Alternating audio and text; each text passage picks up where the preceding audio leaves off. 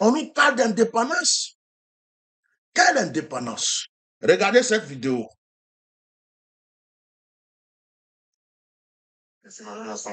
Il a une émission. En même temps, une interdit. Une fille, il a bloqué les téléphones, il a pris. Le monsieur a cassé la porte, il a mis le ciment. C'est voilà la porte. Il a mis le ciment. En même temps, une interdit. Une fille, il a bloqué les téléphones, il a pris. Il a mis une femme. Ils sont là, ça fait plus de 10 ans. Voilà, je suis à l'isolant. Ils ont même Simon qui a. Ils ont même interdit du Simon. Donc, ici, et tout le tour pour que cette famille n'avait plus dans cette maison, il va le faire. Si on n'a pas le droit, je peux dire que la France. Parce que la justice n'a pas voté ce pays. La justice n'a pas voté. Arrêtez de m'envoyer des messages. Excusez-moi. Excusez-moi, parce qu'il y a des gens qui sont pas... s'il te plaît, je suis en direct. Attends quelques minutes pour m'envoyer les messages. Merci.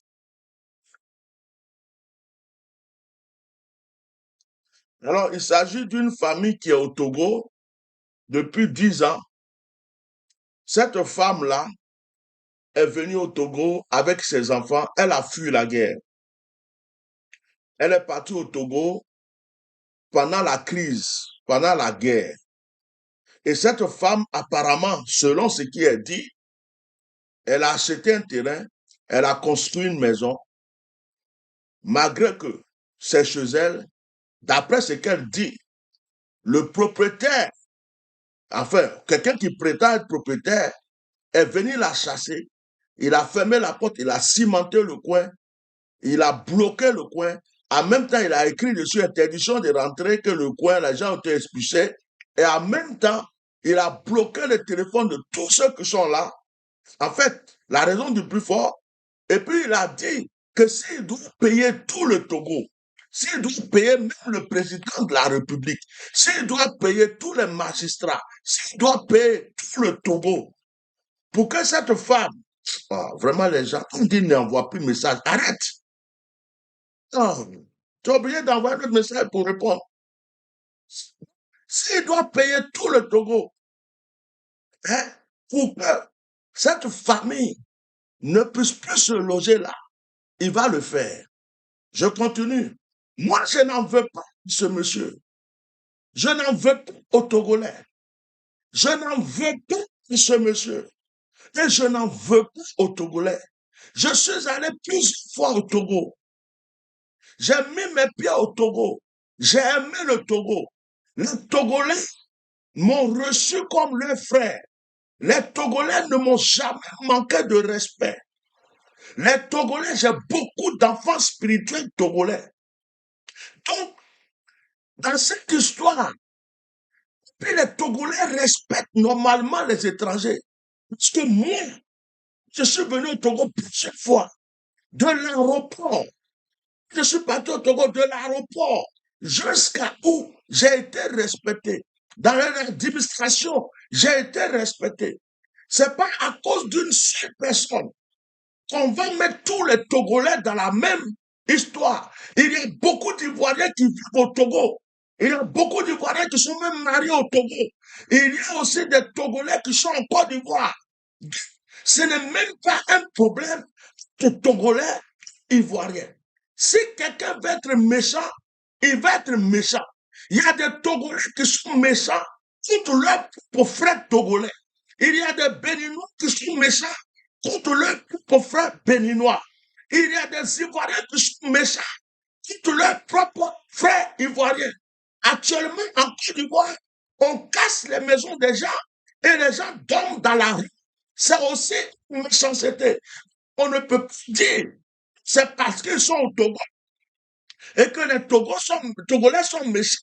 Non, c'est une histoire. Il faut que les autorités togolaises, la justice togolaise rentre dedans, parce que c'est sur les réseaux sociaux, pour savoir quelle est la vérité dans l'histoire. pour pouvoir trancher cette histoire. Donc, moi, je n'en veux pas aux Togolais, mais j'en veux au gouvernement ivoirien qui est venu par la guerre. À cause de la guerre, cette femme a fui le pays. À cause de la guerre, cette femme est venue au Togo, elle est partie au Togo avec ses enfants. À cause de la guerre, cette femme est partie loger ailleurs. S'il n'y avait jamais eu la guerre en Côte d'Ivoire, les Ivoiriens ne se seraient pas qu'on appelle dispersés dans le monde entier pour devenir des réfugiés. D'autres sont en train de mourir dans la mer, d'autres sont au Maroc, d'autres sont au Togo, au Bénin, au Burkina, dans des pays où les Ivoiriens n'ont jamais cherché à partir. À cause de la guerre, les Ivoiriens ont eu peur. Beaucoup d'Ivoiriens sont encore dans des camps de réfugiés dans plusieurs pays. Ce n'est pas le problème du Togo, ce n'est pas le problème des Togolais. Mais si ce monsieur a fait une bêtise, il y a une justice au Togo qui va trancher cette histoire. Donc, ce n'est pas de ça que je veux parler. Je vois la souffrance de cette femme. Ça me fait mal d'entendre qu'il y a des gens qui sont en Côte d'Ivoire en train de fêter l'indépendance. L'indépendance, vous fêtez. Vous fêtez quelle indépendance pendant que les gens sont en exil? Vous fêtez quelle indépendance pendant que des Ivoiriens sont dans des pays étrangers et puis expulsés de leur maison? Et puis c'est que cette femme est en train de dire, Papa Ado, elle dit Papa Ado, c'est la Ati qui me nique dans cette vidéo. Papa Ado, tu crois que tu vas quitter la Côte d'Ivoire pour venir te défendre au Togo? Togo a fini de casser la maison des Ivoiriens. Togo a fini de donner un toit aux Ivoiriens qui dorment dans la rue parce qu'on a cassé les maisons à Jesco, à Gamay ou quelque part. Si tu veux qu'on passe toi, arrête de crier Papa Ado. Ce qui ne verra même pas ta vidéo, il n'a rien à faire avec ta vidéo. Si tu vas à l'ambassade de la Côte d'Ivoire au Togo, ils ne feront rien pour toi.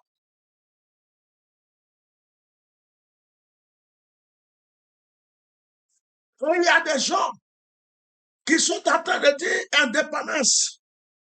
De quelle indépendance parlez-vous?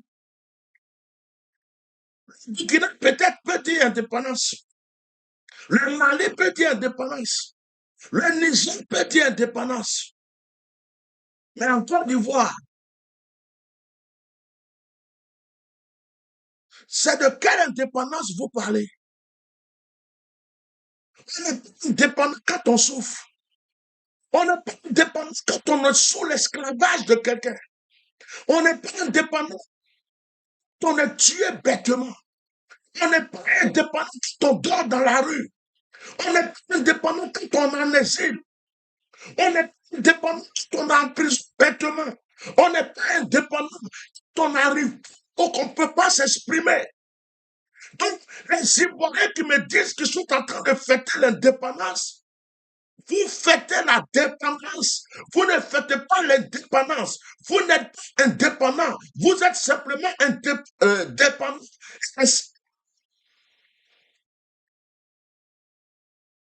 Ça fait longtemps que je ne parle pas comme ça. Quand je vois une femme,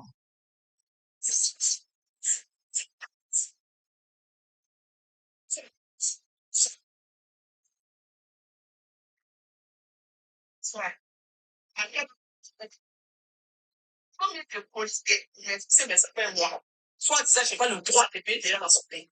Je suis ivoirien. Je n'ai pas le droit de payer. Le problème n'est pas lui-même. Si elle va résoudre son problème avec la tête comme on le dirait, ok. Il vient son papier, mais comment on si ça désormais, si tu les donnes à partir de comme elle dit, moi je suis à l'aise. Mais le fait que tu vas trouver. Au lieu d'attendre la fin de l'extend pour qu'on puisse mais c'est pas où il est passé. Je ne peux pas rentrer dans ce débat. Parce que je connais la loi togolaise. Déjà, il y a des gens, comme partout en Afrique, qui vendent un terrain qui ne les appartient pas. Parce qu'ils sont de la famille. La personne vend le terrain à quelqu'un d'autre. Et une autre personne va vendre le terrain à quelqu'un d'autre. C'est-à-dire qu'il y a des gens, le même terrain est vendu à 3, 5 personnes. En Afrique, tu sais que le terrain t'appartient. Fais tout pour avoir ton titre foncier, surtout au Togo. En Côte d'Ivoire, fais tout pour avoir ton ADC. Tu n'as pas les documents du gouvernement qui prouvent que ce terrain pour toi, qui peut venir derrière, trafiquer ce qu'il veut derrière. Au Togo, quand tu achètes un terrain, il faut faire ce qu'on appelle le visa. Il faut faire toutes ces démarches pour que ce qu'on appelle la valeur du terrain, jusqu'à ce que tu payes et que tu continues, qu'il y ait un numéro qui est donné qui dit que ce terrain-là, ce numéro appartient à toi, jusqu'à ce que tu aies le titre foncier. Donc, si quelqu'un te vend un terrain, qu'il y a une guerre sur le terrain, peut-être que c'est un problème de famille, on peut facilement t'arracher le terrain ou te chasser du terrain. Parce que ce terrain, rien ne prouve qu'il t'appartient. Donc, je ne peux pas rentrer dans l'histoire de cette femme pour dire qu'elle a raison. Parce que je ne connais pas la vraie histoire. Je ne sais pas si le terrain, celui qui lui a vendu, le terrain ne lui appartenait pas. Et que le propriétaire veut récupérer son terrain. Je ne sais pas si on lui a fait de faux papiers. Je ne peux rien savoir. En Côte d'Ivoire, tout en Afrique, il y a des gens qui vendent des terrains qui ne les appartiennent pas. C'est pourquoi quand tu vas acheter un terrain, il faut te rassurer. Par exemple, tu dois aller faire le plan visé, qui prouve que ce terrain, déjà, quelqu'un n'a pas mis la main là-dessus. Et tu fais les démarches pour avoir le titre foncier. Tu as le titre foncier, ce terrain est pour toi. N'importe qui viendra te parler, le terrain est pour toi. Avant de construire en Afrique, il faut avoir le permis de construction. Quand tu as le permis de construction, personne ne peut venir te dire que tu as construit. Ce n'est pas parce que tu as un terrain, tu te lèves, tu vas construire ce que tu veux dessus. Il y a des lois, il y a des règles. Donc cette femme, je ne connais pas son histoire. Je ne veux pas attaquer le Togo, ni les Togolais. Je ne veux même pas juger qui que ce soit. Mais moi, mon problème, c'est les autorités ivoiriennes. C'est le gouvernement ivoirien. C'est les politiciens ivoiriens. Je suis en train de leur dire, je suis en train de leur dire, à cause de votre guerre que vous avez faite, il y a des Ivoiriens en exil qui souffrent. De votre guerre qui vous a amené au pouvoir, il y a des Ivoiriens qui souffrent partout dans le monde. Voici un exemple. Elle a quitté son pays pendant la guerre. Elle allait se réfugier au Togo. Aujourd'hui, elle se retrouve encore dans la rue avec ses enfants. C'est ce message que je veux donner aux Ivoiriens. Il y a des artistes corrompus, les tickets gars, les blablabla, frères blondés, qui chantaient au temps d'Oufoué, au temps de Bédier. On les entend plus chanter. Pourquoi? Parce qu'ils ont peur ou ils sont corrompus. Des opposants qui mangent avec le pouvoir, qui racontent des bêtises. Des chanteurs de Zouglou qui étaient tout le temps en train d'attaquer les pouvoirs. Aujourd'hui, c'est eux-mêmes qui vont manger à la table. Quand ils voient les iodés et les sirops, on ne sait plus si c'est iodé et sirop ou si c'est, qu'on appelle, ciment comment on appelle, terrasse. On aimait les Zouglou à cause de la vérité. Maintenant, c'est les prix. C'est déboisement, c'est prix, c'est ceci, cela. Ils ont raté ils sont devenus terrasses et plafond. Ce n'est plus iodé et sirop. Leur vote ne fait que grossir de mensonges. Et ça chantait la vérité. Pourtant, au temps de Gbagbo, ils chantaient. Au temps de Bédier, ils chantaient. Au temps des autres, ils chantaient. Maintenant, là, c'est toujours au palais. Prendre des enveloppes, tout le monde est corrompu. Celui qui n'est pas content n'a qu'à aller où il veut.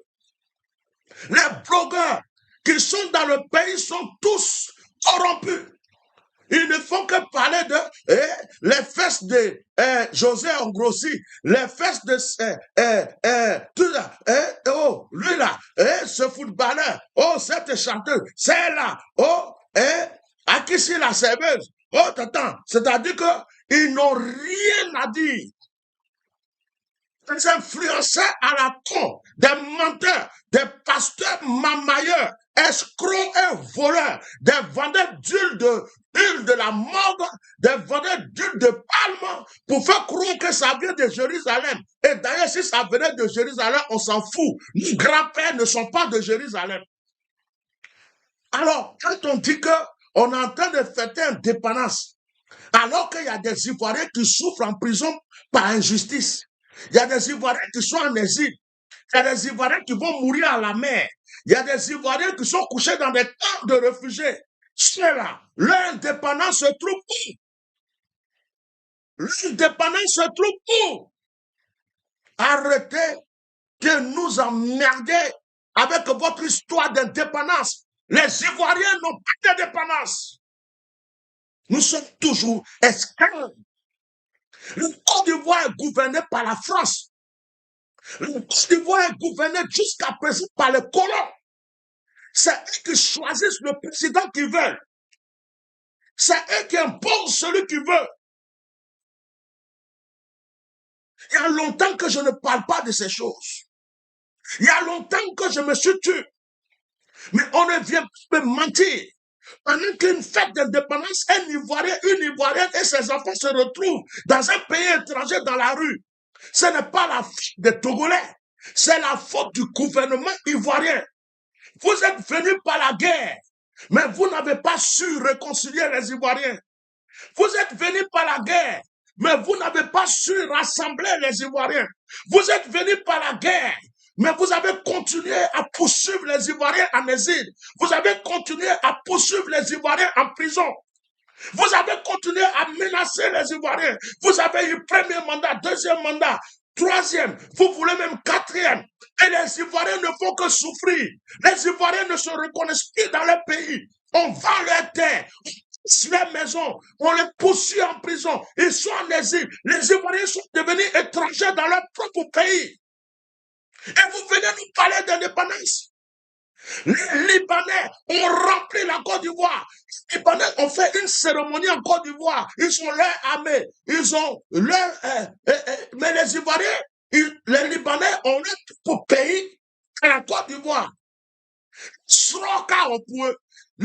Chaque étranger a son empire en Côte d'Ivoire. Les personnes qui sont malheureuses en Côte d'Ivoire, ce sont les Ivoiriens eux-mêmes. Et vous venez me parler d'indépendance. Que Dieu ait pitié de nous. Que Dieu ait pitié de tous ceux qui sont en train de manger moutons, poulets, bœufs, pour dire indépendance. Vous êtes simplement aveugles. Vous êtes simplement aveugles et envoûtés. Mais bientôt, très bientôt, le Seigneur délivrera la Côte d'Ivoire. Bientôt, très bientôt, la page sera fermée. Bientôt, très bientôt, le vrai jugement sera fait. Que Dieu protège les Ivoiriens, que Dieu protège la Côte d'Ivoire. Vous avez fait votre guerre. C'est nous qui vous avons demandé de faire la guerre. C'est nous qui vous avons demandé de faire la rébellion.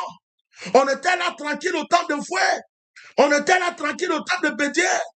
Vous êtes venus déjà avec le coup d'État. Vous avez fait la rébellion.